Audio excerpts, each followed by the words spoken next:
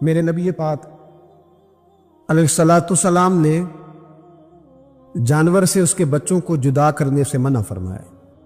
جب تک بچے کو ماں کی ضرورت ہے اسے جدا نہیں کیا جائے گا، جب تک وہ دودھ پیتا ہے اسے جدا نہیں کیا جائے گا، جب تک چڑیا کا بچہ بھی چھوٹا ہے اور اس کی ماں اس کے لیے دانہ لے کے آتی ہے تو اسے ماں سے جدا نہیں کیا جائے گا، اس کی جذبات کا، احساسات کا خیال رکھا جائے گا۔ یہاں تو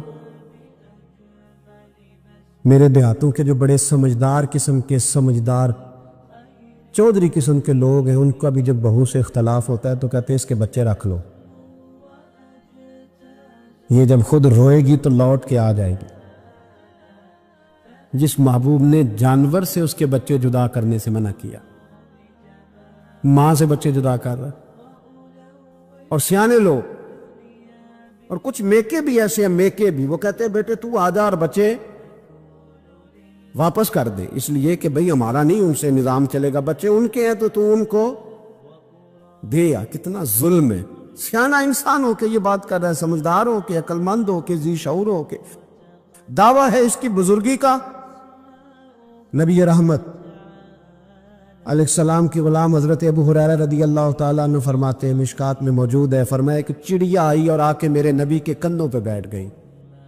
جانے اس چڑیا نے کیا کہا کہ محبوب کی آنکھوں میں آنسو آ گئے۔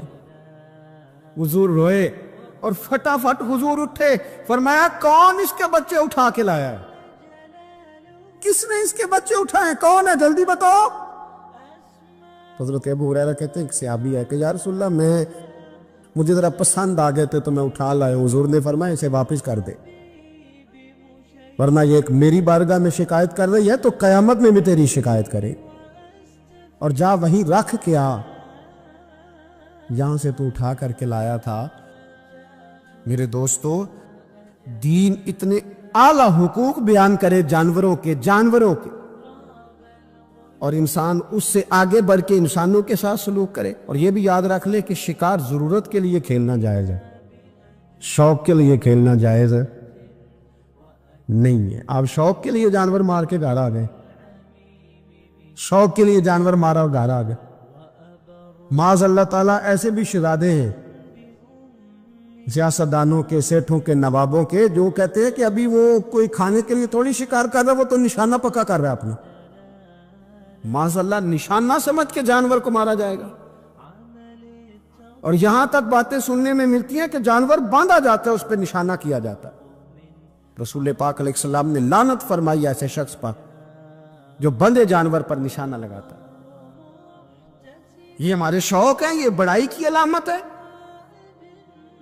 چار پیسے آیا تو لوگوں نے یہ شوق پال لیے، اور بے دریغ جانوروں پر لوگ بندوقیں اٹھائے گھومتے ہیں۔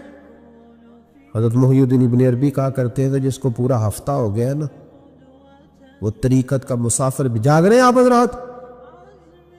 کہتے تھے جس کو پورا ہفتہ ہو گیا نا طریقت کا مسافر بھی ہے، پر اللہ رسول کی یاد میں رویا نہیں۔ فرماتے تھے مجھے تو اس کے ایمان پر شک ہونے لگ گئے کہ 8 دن ہو گئے اسے خیال ہی نہیں آیا۔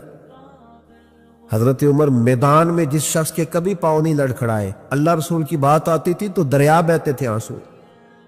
یہاں حال ہی کوئی نہیں، خشک جملے اور جناب موٹے موٹے تراشے ہوئے فکرے اور لفظوں کی ہیرا پھیری، اس کے علاوہ کوئی چیز نظر ہی نہیں آتی۔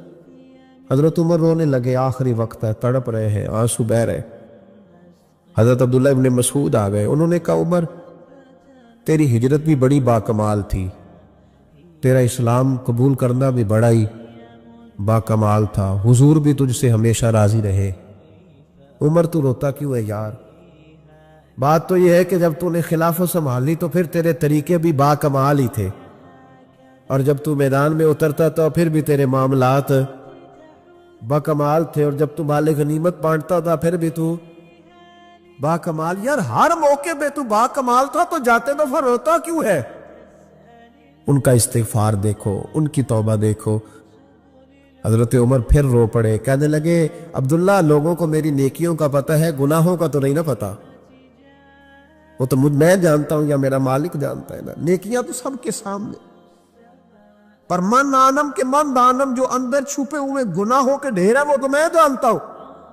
تو نے میرے کلمہ پڑھنے سے لے کر میری حکومت تک میری ساری نیکیاں گنوائی ہیں، اب دعا کر میرے لیے کہ رب میری نیکیاں اور بدیاں برابر برابر کر دے، مجھے درجہ نہیں چاہیے، بس اللہ مجھے معاف کر دے۔ درجوں کی ضرورت نہیں ہے، یہاں تو لوگ درجات لے کے بیٹھے۔ حافظ کہتا ہے کہ میں جتنے آیتیں ہوں گی اتنے میرے درجے بلند ہوں گے، پہلے درجوں والا کام تو کوئی کرنا۔ مولانا کہتے ہیں کہ نور کے ممبر پہ بیٹھوں گا، بھائی پہلے بتا نور کے ممبر کی طرف تیرا سفر بھی جاری ہے کہ نہیں؟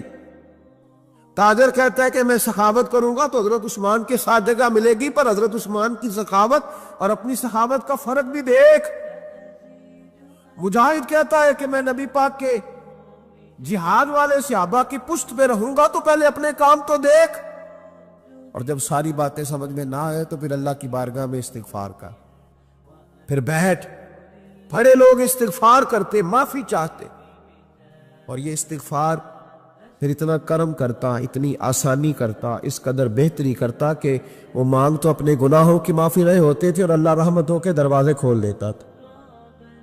اللہ ان پر کرم کے، ایک ہوتا ہے خوف، ایک ہوتی ہے خشیت۔ خوف والے لوگ توبہ کرتے ہیں، خشیت والے استغفار کرتے ہیں۔ ایک ہوتا ہے خوف، ایک ہوتی ہے خشیت والے استغفار کرتے۔ نبی کریم علیہ السلام نے فرمایا میں دن میں 100 مرتبہ استغفار کرتا، دن میں۔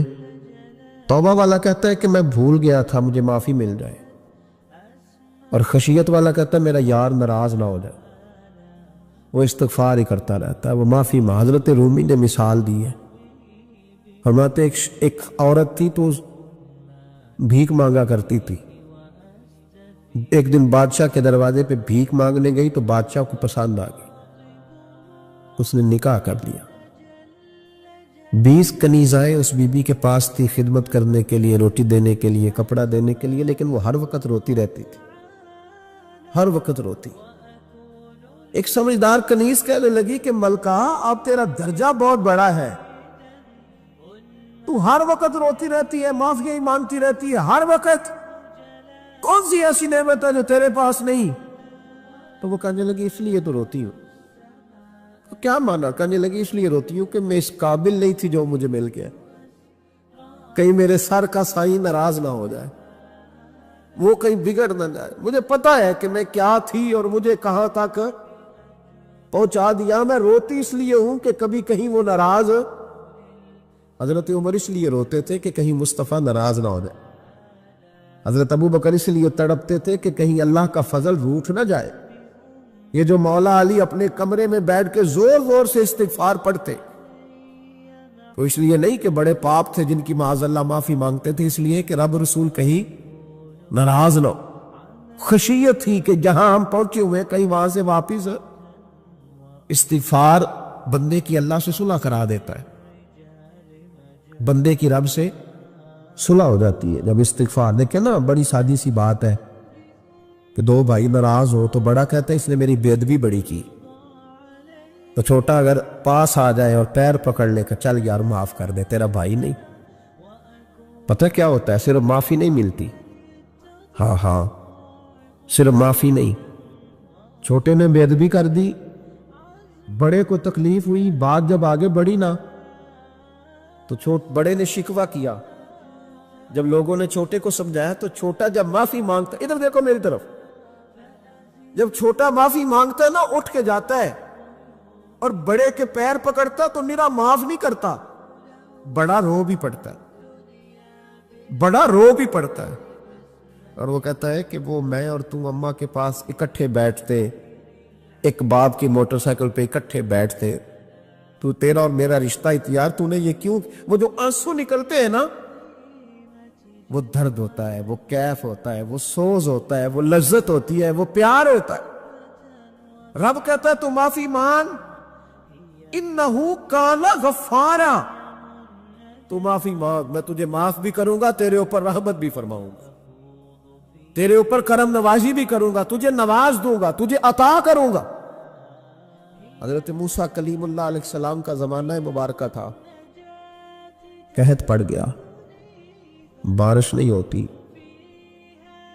ہم لوگ نا اب تو خیر ہمارے پاکستان میں تو ٹیبل ٹاک ہوتی ہے، ٹاک شو ہوتے ہیں ہمارے یہاں، تو پتہ کیا جاتا ہے کہ بارش ہو کیوں نہیں رہی، پر اس پہ یہ ہوتا ہے کہ دھواں بڑا چڑھ گیا ہے، حالات بڑے خراب ہے، فلاں ایسے ہو گیا، قحط کا ہم تو اسباب تلاش کرتے رہتے ہیں نا جی، فوق بہت زیادہ ہے، فلاں چیز ایسے ہے، فلاں چیز ایسے ہے، ہم تو یہ تلاش کرتے رہتے ہیں۔ وہ لوگ یوں نہیں کرتے تھے، وہ سیدھے جا کے مصلوں پہ بیٹھتے تھے، اس لیے کہ وہ کہتے تھے جب رب چاہتا ہے تو پھر کوئی چیز کسی چیز کو روک سکتی، وہ سیدھے مصلے پہ بیٹھتے۔ اعلیٰ حضرت فاضل بریلوی رحمۃ اللہ علیہ کے پاس ایک مولانا محمد حسین آئے، وہ فلکیات کے بڑے ماہر تھے، تو اعلیٰ حضرت نے فرمایا ذرا ستاروں کا حساب لگا کے دکھاؤ بارش کب ہوگی؟ کہنے لگا پورا مہینہ تو نہیں ہوگی۔ تو اعلیٰ حضرت رحمۃ اللہ علیہ فرمانے لگے کہو کہ میرا علم کہتا ہے مہینہ نہیں ہوگی، اللہ چاہے تو ابھی ہو سکتی ہے۔ کہنے لگا جی وہ تو ٹھیک ہے پر میرا علم، وہ جیسے روز لوگوں نے پیر نیٹو حسین شاہ صاحب نہیں کھولے ہوتے کہ بارش کب آئے گی، اور اس کی طرف نہ دیکھ، مصلے پہ بیٹھ، مہربانی کر مصلے پہ بیٹھ، اللہ کی بارگاہ میں حاضر ہو، اسے معافی مانگ، اسے منا تاکہ وہ رحمت کی بارش۔ کہنے لگا جی میرا علم کہتا ہے، تو اعلیٰ حضرت فرمانے لگے پھر وہی بات، تو کہے اللہ چاہے تو بارش ابھی، لیکن یہ جو اڑ گئے ہیں نا بیچارے، یہ آڑی گئے ہیں، یہ جہاں الجھ گئے ہیں وہاں یہ لوگ الجھ گئے، اللہ ہمیں الجھنے سے محفوظ فرمائے۔ تو اعلیٰ حضرت اٹھے تو فرمایا ٹائم کیا ہوا ہے گھڑی پہ؟ کہنے لگا جی 12۔ تو اعلیٰ حضرت نے گھڑی گھمائی، اب کیا بج گیا؟ کہنے لگا 4 بج گئے۔ فرمانے لگے بج گئے نا 4؟ کہنے لگا جی آپ نے گھڑی گھما جو دی ہے۔ فرمانے لگے اللہ بھی جب چاہے تو ستارے گھما دیتا ہے، اللہ بھی ستارے گھما دیتا ہے بارش۔ کہنے لگا جی وہ تو ٹھیک ہے پر مہینہ نہیں ہو سکتی، اڑا ہوا بندہ اس کا کوئی علاج ہے؟ جو اڑ جو جائے اس کے لیے قرآن کہتا ہے وَإِذَا خَاطَبَهُمُ الْجَاهِلُونَ قَالُوا سَلَامًا، اسے سلوٹ کرو دور سے، اسے کو تو جان اور تیرا۔ کہنے لگا جی ہو نہیں سکتی پورا مہینہ۔ فرمانے لگے یار تو جا اپنا کام کر۔ وہ شخص کہتا ہے میں نے دروازہ کھولا اعلیٰ حضرت کا، کمرے سے باہر نکلا تو تیز بارش ہو رہی، واپس آیا تو میں نے کہا احمد رضا یہ عقیدہ کہاں سے لیا ہے؟ فرمایا دروازہ مصطفیٰ سے لیا ہے صلی اللہ علیہ وسلم۔ تو یاد رکھیں کہ اللہ کو منانا چاہیے، استغفار کرنا چاہیے، اس کی برکات۔ حضرت موسیٰ ساری قوم کو لے کے نکل گئے، آؤ بھائی میدان میں اللہ کی بارگاہ میں استغفار کریں اور بارش کا سوال کریں، بارش مانگے۔ جب باہر نکلے دیر تک دعائیں ہوتی رہیں، تو حضرت موسیٰ علیہ السلام کو رب کریم نے وحی فرمائی کہ موسیٰ آپ کی قوم میں نے ایک شخص ہے جس کو 40 سال ہو گئے نافرمانی کرتے، اس نے رب سے صلح نہیں کی۔ کتنے لوگ ہیں؟ ایک، اور 40 سال سے وہ نافرمان ہے، اس کو مجمع سے نکال دو بارش ہو جائے گی۔ اگر ایک گناہگار کی وجہ سے بارش رک جاتی ہے، اور جہاں دروازے کھلے ہوئے ہوں، جہاں تنہائیاں خوفناک ہو، اور جہاں تباہی اتری ہوئی ہو، اور جہاں لوگ کروڑوں روپیہ مال ہڑپ کر گئے ہوں، اور جہاں علماء کو ہتھ کڑیاں لگا کے ٹھنڈی زمینوں پہ لٹا دیا جائے، اور قوم کہہ رہی ہو اچھا ہوا اچھا ہوا، اور لوگ پھبتیاں اڑا رہے ہو، مذاق کر رہے ہو، تو پھر اس قوم پہ کس طرح کر کے فضل الہی۔ اور یہ مولوی کا معاملہ نہیں، یہ تو ممبر رسول کا معاملہ ہے۔ میرے مصطفیٰ نے یہ نہیں کہا پیر میرا وارث ہے، حضور نے فرمایا عالم میرے دین کے وارث ہے۔ ہاں حضور نے فرمایا جس نے عالم کے چہرے کا دیدار کیا سمجھے میں نے اپنے نبی کی زیارت کی ہے۔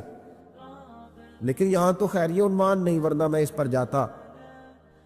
ہائے، تو کہا ایک بندہ ہے 40 سال سے اللہ کی نافرمانی کر رہا ہے، وہ اگر نکل جائے تو بارش ہو جائے گی۔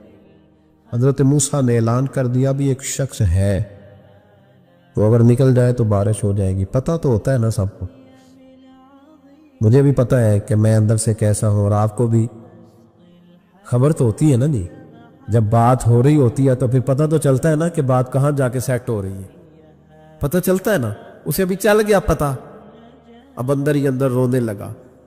اور دیکھو امام رازی اور امام غزالی دونوں نے لکھا ہے کہ اس درد سے رویا، اس درد سے کہ ادھر والے کو بھی پتہ نہ چل جائے، مجمع کے اندر کھڑا ہے اور ادھر والے کو بھی استغفار، دیکھو ادھر والے کو پتہ نہ چل جائے اور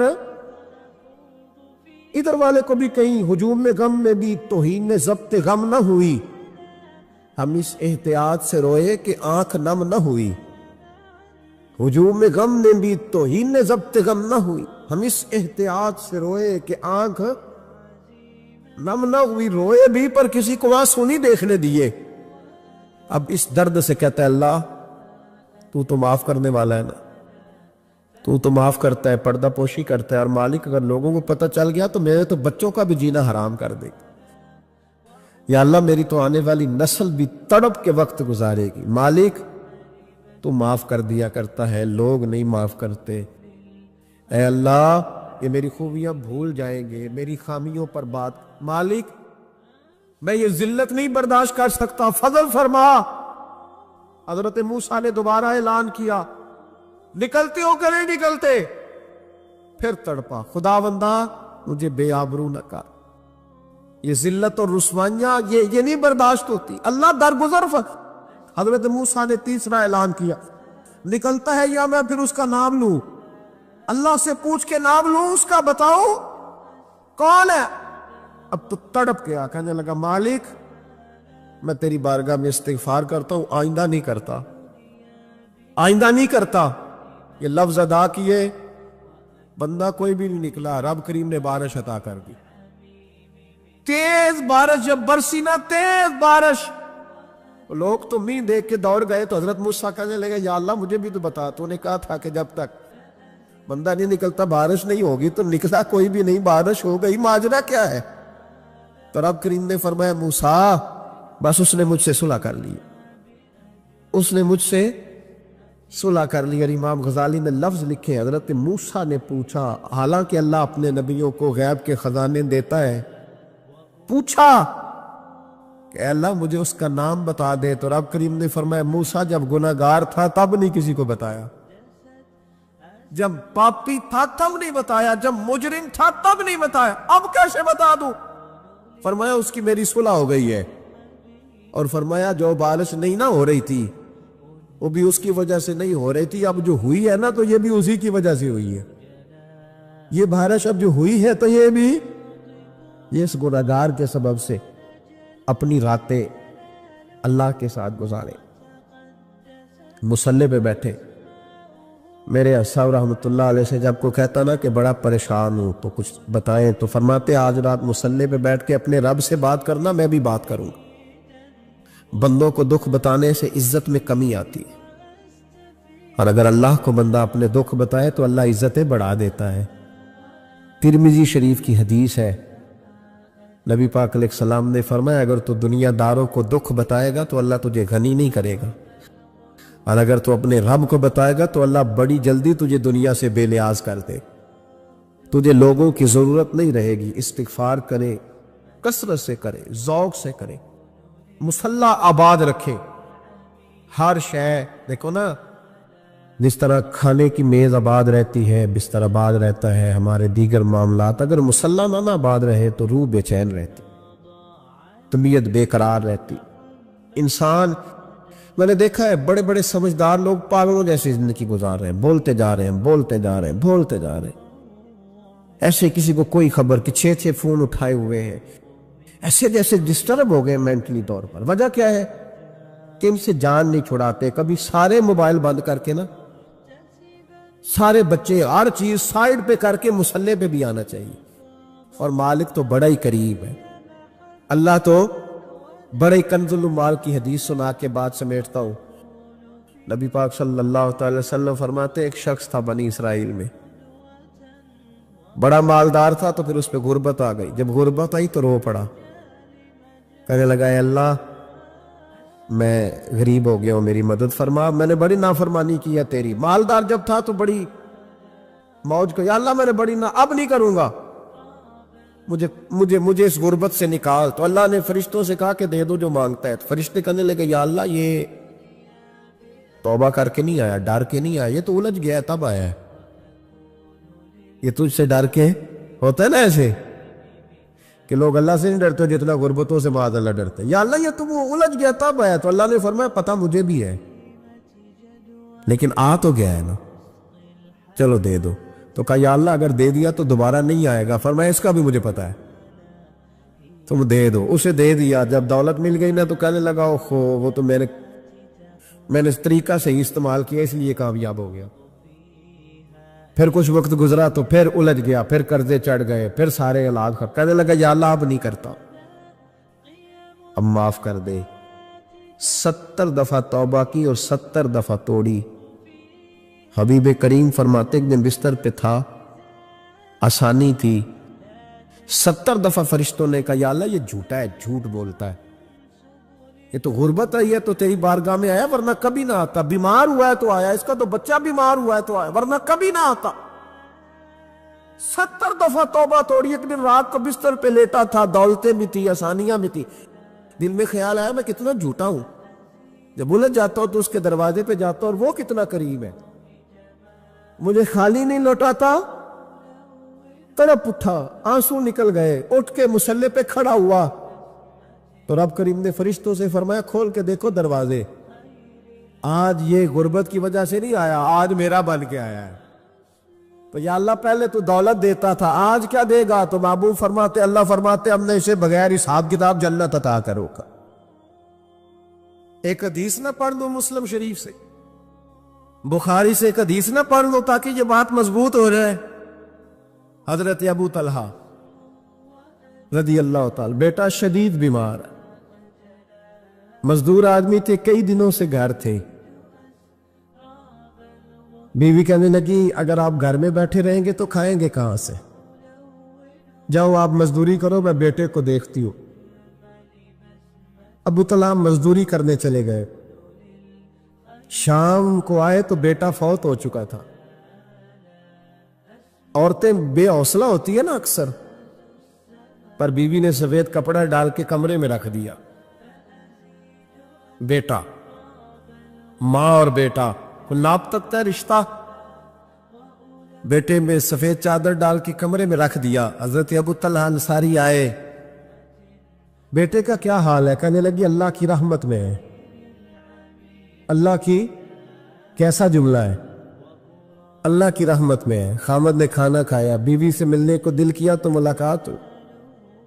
فارغ ہو کے بیٹھے تو خاتون اٹھ کے نہ خامد کے قریب گئی, اس کا ہاتھ تھاما. کہنے لگی نبی کریم علیہ السلام کے صحابی ہو, ایک مسئلہ دریافت کرنا تھا, بتاؤ گے؟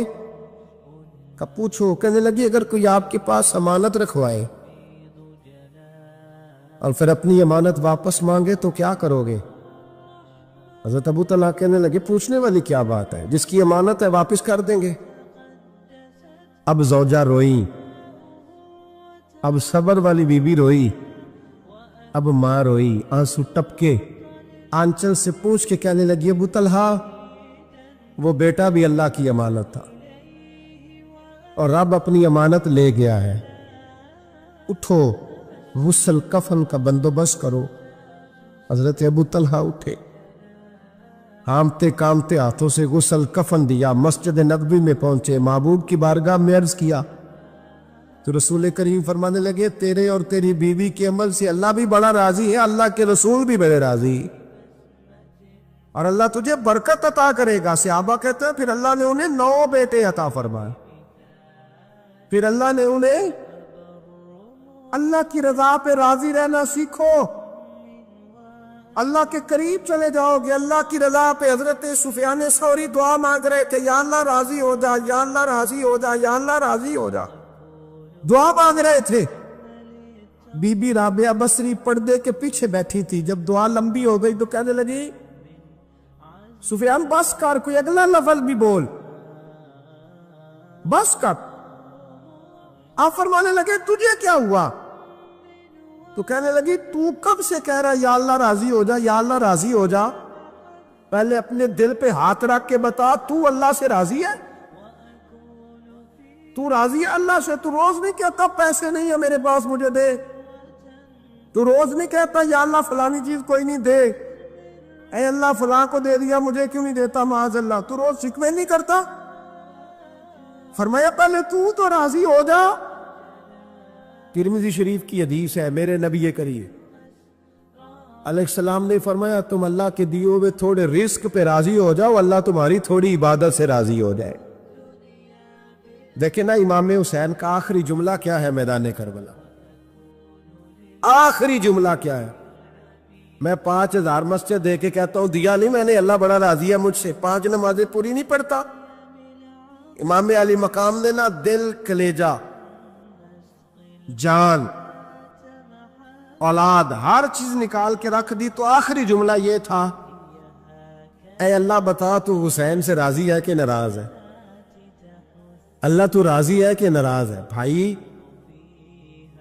پہلی بات رحمت الہی، دوسرا اللہ کی رضا پہ، یعنی عجیب بات ہے نا، جب اللہ کروڑوں دے تو دنیا چھپاتی ہے، اور جب تھوڑا کاروبار ٹھنڈا ہو جائے تو ساری دنیا کو دنیا بتاتی ہے۔ تو جب میں تو کہہ رہا ہوں کہ میں بندہ ڈھونڈ رہا ہوں جو مجھے ملے، آ کے کہے کہ شکر کا طریقہ بتاؤ، تو مل ہی نہیں رہا۔ کو ملے جو کہے بڑی خیر ہے، ہر لحاظ سے اپنے رب سے راضی ہو، مل ہی نہیں رہی دنیا۔ تیسری بات، اگر اللہ کے قریب جانا ہے، یہ ان لوگوں کے لیے جو معرفت الہی کے متلاشی ہیں وہ خاص توجہ کریں۔ اگر رب کریم کے قریب جانا ہے تو پھر ایک ذہن بنائے کہ میرا رب میرے ساتھ ہے، میرا رب میرے، نحن اقرب الیہ من حبل الورید۔ اور درویش کہتے ہیں جے میں تینوں اندر جانا تو پھر مقید جانا، جے میں تینوں باہر جانا تے اندر کون سمانا، اندر بھی تو تے باہر بھی تو، وچ بلا کون نمانا۔ پھر تصور کرے کہ اللہ میرے ساتھ ہے۔ حضرت جنید بغدادی رحمت اللہ علیہ کہتے ہیں میں نے اپنے مرشد سے کہا کوئی وظیفہ جو پڑھا کرو، تو فرمانے لگے جنید پڑھا کر کہ اللہ میرے ساتھ ہے اور اللہ مجھے دیکھ رہا ہے، یہ وظیفہ پڑھا کر۔ کیمرے لگا دیے ہر جگہ ہماری گورنمنٹ نے، کہتے ہیں کیمروں کی مدد سے پکڑا گیا، کیمروں کی مدد سے، مسجدوں کے دروازوں پہ کیمرے، ایئرپورٹوں پہ کیمرے، ریلوے اسٹیشن پہ کیمرے، بڑے بڑے جنرل سٹور پہ کیمرے، نیچے لکھا ہے خبردار کیمرے کی آنکھ آپ کو دیکھ رہی ہے۔ کیمرے کی آنکھ دیکھے تو لوگ گناہ نہیں کرتے، تو یہ کیوں نہیں سوچتے کہ رب ہمیں دیکھ رہا ہے؟ یہ تصور کیوں نہیں جمتا کہ رب ہمیں؟ اور اللہ فرماتے ولی من خاف مقام ربہ جنتان، جو اللہ کے سامنے کھڑے ہونے سے ڈر جائے گا نا، اللہ اسے 2 جنتیں عطا فرمائے گا۔ اللہ اسے ایک دفعہ اگر کوئی ڈر گیا اللہ کے سامنے کھڑے ہونے، کتنی دفعہ بولے تو صحیح؟ اس پر ہمارے مفسرین نے لکھا ہے کہ کبھی زندگی میں ایسا ہو کہ گناہ پر ہمارا پورا قبضہ ہو گیا ہو، گناہ پورا قابو میں آ گیا، اب کوئی روکنے والا نہیں، تو فرمایا جو اس وقت اللہ کے خوف سے ڈر جائے گا اللہ اسے 2 جنتیں عطا فرمائے گا۔ امام شافعی رحمت اللہ علیہ کے زمانے میں نا ایک بادشاہ کا اپنی بیوی سے جھگڑا ہو گیا، تو وہ بھی ملکہ تھی، کسی بادشاہ کی بیٹی تھی، شہزادی تھی، اس نے بھی سخت جملہ کہا، کہنے لگی چل دور ہٹ جہنمی، معاذ اللہ۔ اب اس نے اپنے خامد کو جہنمی کہا تو وہ کہنے لگا اس کا خامد کہ اچھا تو مجھے جہنمی کہتی ہے، جا پھر اگر میں جنتی نہیں تو تجھے 3 طلاقیں۔ اب کیسے ثابت ہو کہ جنتی ہے کہ جہنمی ہے؟ کیسے پتا چلے گا؟ علماء سے پوچھا تو وہ کہنے لگے ہم کیسے بتائے گا، کون ڈگری دے کہ تو جنتی ہے کہ جہنمی ہے؟ بات دور نکل گئی، امام شافعی کے پاس گیا،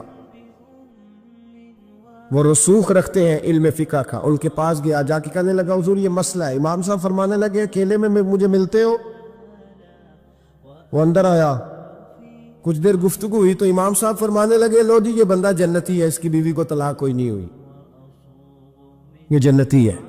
ہم کو پتہ ہے لوگ فتویٰ جلدی دے دیتے ہیں، کچھ لوگ خلاف تقریریں کرنے لگے کہ بادشاہ تھا تو امام صاحب نے بچا لیا ہے۔ کیسے آپ نے ڈگری دے دی کہ جنتی ہے جی؟